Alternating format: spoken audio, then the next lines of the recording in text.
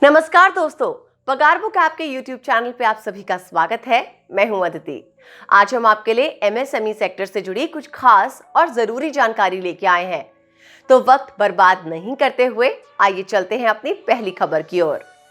MSME ministry ने हाल ही में ये घोषणा की है कि वो मिट्टी के बर्तन और मधुमक्खी पालन करने वाले व्यापारियों के लिए एक नई दिशा निर्देश लेके आए हैं, जिसमें इस तरह के व्यापार को खास सहायता देने की बात सामने आई है। ये भी कहा गया कि मिट्टी के बर्तन से जुड़े व्यापारिक गतिविधियों के लिए सरकार बर्तन बनाने के पहिए, मिट्टी के फाहे और अन्य जरूरी उत्पाद सहायता के रूप में उपलब्ध करवाएगी। पारंपरिक रूप से मिट्टी का बर्तन बनाने वाले कारीगरों को आधुनिक तकनीकों के जरिए मिट्टी का बर्तन बनाने का प्रशिक्षण भी सरकार के द्वारा मुफ्त दिया जाएगा।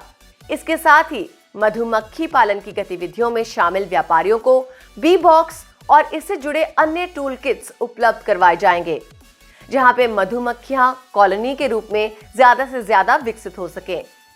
आज की दूसरी खबर MSME और नए स्टार्टअप यूनिट की ओर से है, जहां ये non personal data policy draft के खिलाफ है।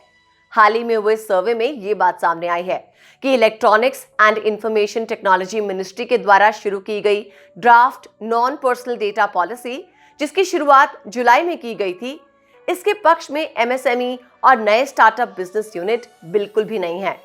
इस नई पॉलिसी के द्वारा जिस प्लेटफॉर्म की बात मिनिस्ट्री के द्वारा कही जा रही है, इनका मानना है कि इससे उन्हें किसी भी तरह की मदद नहीं मिलेगी। इन सेक्टर्स का ये भी मानना है कि इस तरह की पॉलिसी से बड़े बिजनेस को फायदा होगा, वहीं स्मॉल और लोकल बिजनेसेस को इसका कोई फायदा नहीं मिलेगा। आज की तीसरी खबर में आइए जानते हैं कि क्रेडिट रेटिंग एजेंसी मूडीज ने क्या कहा है। पिछले कुछ दिनों में credit rating agency Moody's investor services ने यह कहा कि कोविड-19 की इस कठिन परिस्थिति ने भारतीय मार्केट में आर्थिक और संपत्ति बाजार में एक बड़ा अवरोध पैदा किया है, जिसका खामियाजा MSME यूनिट्स को भुगतना पड़ रहा है। इससे इनके रिकवरी रेट पे भी असर हुआ। फाइनेंस की समस्याएं बैंक के सामने आई हैं, जिससे MSME यूनिट को क्रेडिट मिलने में भी परेशानी हो रही है। मूडीज क्रेडिट रेटिंग एजेंसी की उम्मीद है कि भारतीय अर्थव्यवस्था कोविड-19 के सिचुएशन से अपनी अर्थव्यवस्था में 11.5% तक कमी महसूस करेगी। आज की चौथी और आखिरी खबर भारतीय Amazon मार्केट की ओर से है। भारत में फेस्टिवल सीजन की शुरुआत हो चुकी है।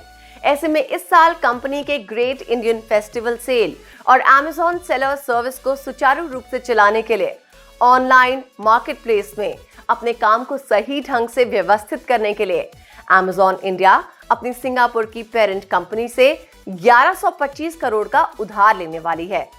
यह Amazon कंपनी के द्वारा इंडियन मार्केट प्लेस में 2020 का तीसरा बड़ा इन्वेस्टमेंट है। इससे पहले भी Amazon 2500 करोड़ अपनी सेलर सर्विस के लिए इन्वेस्ट कर चुकी है।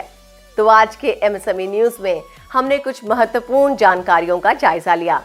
इसी तरह की महत्वपूर्ण जानकारियों के साथ हमेशा अपडेटेड रहने के लिए हमारे चैनल को सब्सक्राइब करें और इस वीडियो को ज्यादा से ज्यादा लाइक और शेयर करें।